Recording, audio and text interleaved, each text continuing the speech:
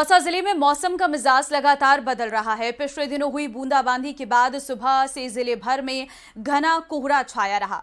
सुबह के समय दौसा शहर समेत लालसोट, बांदीकुई, सिकंदरा और महवा इलाके में विजिबिलिटी बेहद कम रही, जिससे आमजन और वाहन चालकों को काफी परेशानी का सामना करना पड़ा। कोहरे का असर रेल और सड़क दोनों यातायात पर भी पड़ रहा और दौसा होकर गुजरने वाली कई ट्रेनों की गति धीमी कर दी गई, जिससे ट्रेनों के संचालन में देरी हो रही है। वहीं दिल्ली मुंबई एक्सप्रेसवे और जयपुर आगरा नेशनल हाईवे पर भी वाहनों की रफ्तार थमी रही।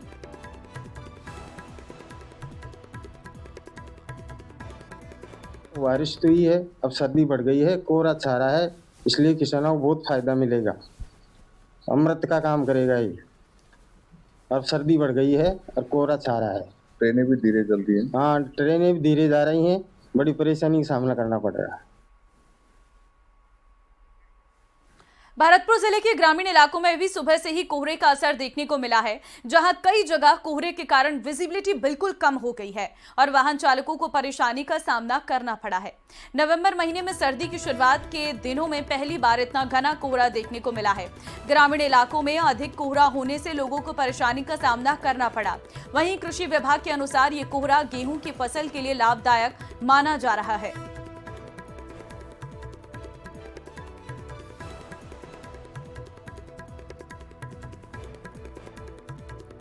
इधर करौली में भी आज सुबह मौसम ने करवट ली है और सीजन का पहला घना कोहरा छाया रहा। पहाड़ों पर बर्फबारी और उत्तर दिशा में चल रही ठंडी हवाओं के असर से करौली में तापमान में अचानक गिरावट दर्ज की गई। सुबह के समय ग्रामीण इलाकों से लेकर शहर तक कोहरे की मोटी चादर छाई रही, जिससे दृश्यता बेहद कम हो गई और लोगों को ठिठुरन का एहसास हुआ। घने कोहरे के कारण हाईवे पर वाहनों की रफ्तार थम सी गई।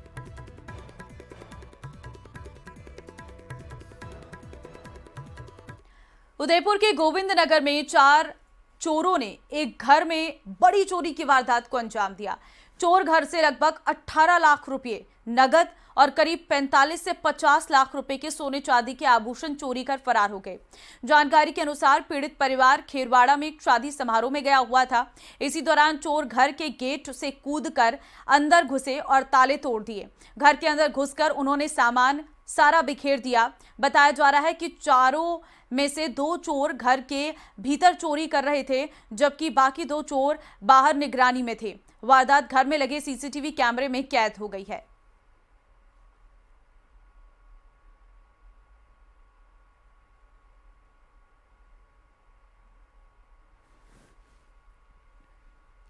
आरजीएसएस योजना में फर्जीवाड़े का खेल अब पुलिस के शिकंजे में आ गया है। चूरू पुलिस ने इस बड़े घोटाले में पहली गिरफ्तारी की, जहां इलाज के नाम पर ओटीपी से लाखों रुपए निकाल लिए गए।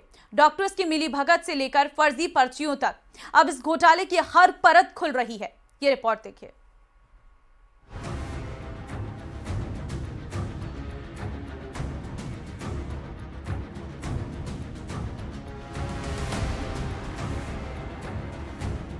चूरू में पुलिस ने आरजीएचएस योजना में फर्जीवाड़े के मामले में पहले आरोपी को गिरफ्तार कर लिया है। आरोपी शिवम आयुर्वेदिक ड्रग्स में कंप्यूटर ऑपरेटर है, जिसने डॉक्टर पूजा रोहिल्ला के नाम से छुट्टी के दौरान फर्जी पर्चियां अपलोड कर लाखों रुपए का भुगतान उठाया था।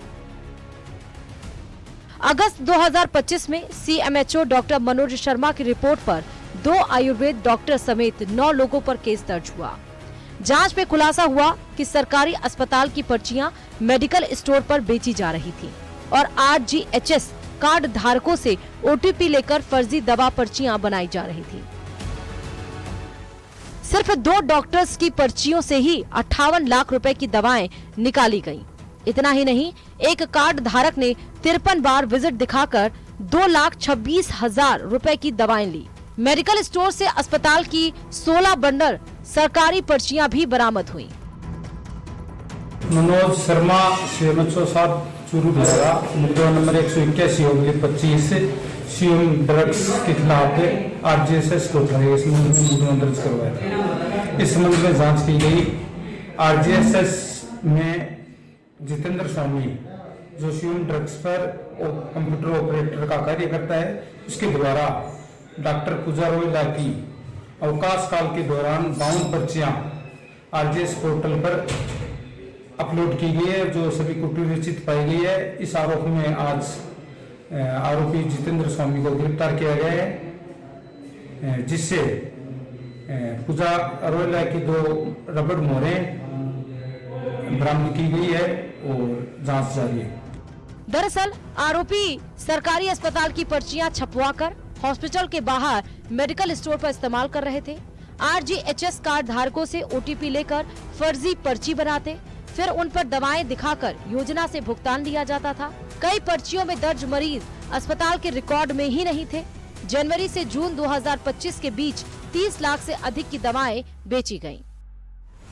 पुलिस का कहना है कि यह सिर्फ एक ऑपरेटर की गिरफ्तारी नहीं, बल्कि एक पूरे रैकेट का खुलासा है, जो सरकारी योजना के नाम पर राजकोष को करोड़ों की चपत लगा रहा था। यानी इलाज के नाम पर चल रहा ये खेल सिस्टम की सेहत पर गहरा सवाल छोड़ गया है।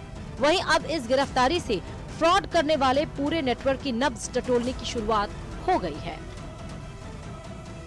चूरू से न्यूज़ 18 के लिए मनोज शर्मा की रिपोर्ट। कार्तिक पूर्णिमा के पावन अवसर पर नदियों और सरोवरों पर श्रद्धालुओं का सैलाब उमड़ रहा है। अंतर्राष्ट्रीय पुष्कर मेले में कार्तिक पूर्णिमा का महास्नान किया जा रहा।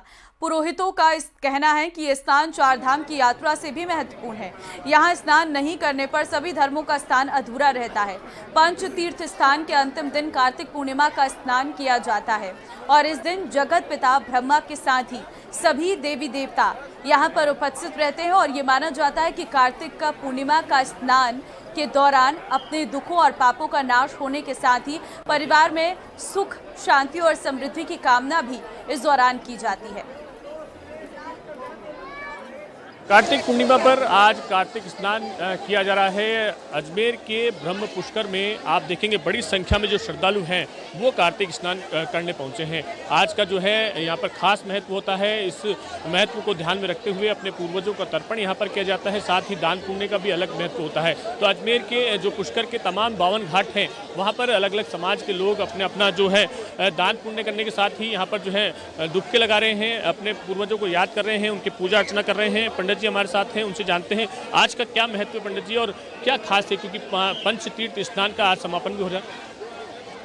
पद्म पुराण के षष्ठी खंड के अनुसार पुष्कर राज में कार्तिक मास की एकादशी से लेकर पूर्णिमा तक 33 करोड़ देवी देवता यहाँ विराजमान रहते हैं और इस तीर्थ में स्नान करने से अक्षय पुण्य की फल की प्राप्ति होती है। ऐसा माना जाता है स्नान करने मात्र से ही शरीर के कई जन्मों के पाप नष्ट हो जाते हैं। शारीरिक पाप, मानसिक पाप, शांत शारीरिक पाप, चतुर्विक पाप, सभी प्रकार के जो पाप हैं उनका क्षय हो जाता है। हजारों लाखों की तादाद में प्रातः काल से ही हजारों लोग आस्था की डुबकी लगा रहे हैं और इस सरोवर में स्नान करने मात्र से अक्षय पुण्य की फल की प्राप्ति होगी। जिस प्रकार पंपा सरोवर, मान सरोवर, बिंदु सरोवर, नारायण सरोवर, उसी प्रकार ब्रह्म सरोवर। आपको बता दें इस बार जो है इंद्रदेव की काफ़ी मेहरबानी रही थी और इसी के कारण है जो है 52 घाटों पर सुरक्षा के कड़े इंतजाम किए गए हैं। SDRF की टीम जो है वो यहाँ पर लगाई है। करीब 42 जवान जो है SDRF के तैनात हैं। सिविल डिफेंस के भी 2 दर्जन से अधिक जवान हैं, वो अलग अलग घाटों पर तैनात किए गए हैं, जिससे कि सुरक्षा को लेकर तमाम इंतजाम पूरे किए जा सके और बैरिकेटिंग जो है तमाम पूरे घाटों पर लगाई गई है, जिससे कि किसी तरह की जनहानि न हो। और इसी को ध्यान में रखते हुए ये कार्तिक पूर्णिमा का स्नान जो है सुबह 4 बजे से शुरू हो गया। बताया जा रहा है कि आज के दिन करीब 1.5 से 2 लाख जो है श्रद्धालु इसमें जो है पुष्कर सरोवर में अपनी डुबकी लगाएंगे और अपने पापों का नाश करने के साथ साथ जो है इसमें जो है स्नान कर आध्यात्मिक और अपने परिवार की सुख शांति की कामना भी करेंगे। कैमरा पर्सन कौशल सेन के साथ अशोक सिंह, न्यूज़ 18 अजमेर। तो कार्तिक पूर्णिमा के मौके पर झालावाड़ की चंद्रभागा नदी में पवित्र स्नान किया जा रहा। सूरज की पहली किरण के साथ पवित्र स्नान शुरू हो गया। चंद्रभागा नदी पर चंद्रमौलेश्वर मंदिर में भी दर्शन पूजा का दौर चल रहा है। ये चंद्रभागा नदी है और ये बहुत पवित्र नदी है। कार्तिक पूर्णिमा पूरे कार्तिक मास में जो है यहाँ पर स्नान किया जाता है और कार्तिक पूर्णिमा के दिन दीपदान किया जाता है। कहा जाता है कि व्यक्ति अपने जीवन में जो भी पाप करता है उसका फल उसे भोगना पड़ता है, पर जब वो कार्तिक पूर्णिमा के दिन इस पवित्र नदी में स्नान करता है तो उसके सब दुख दर्द खत्म हो जाते हैं।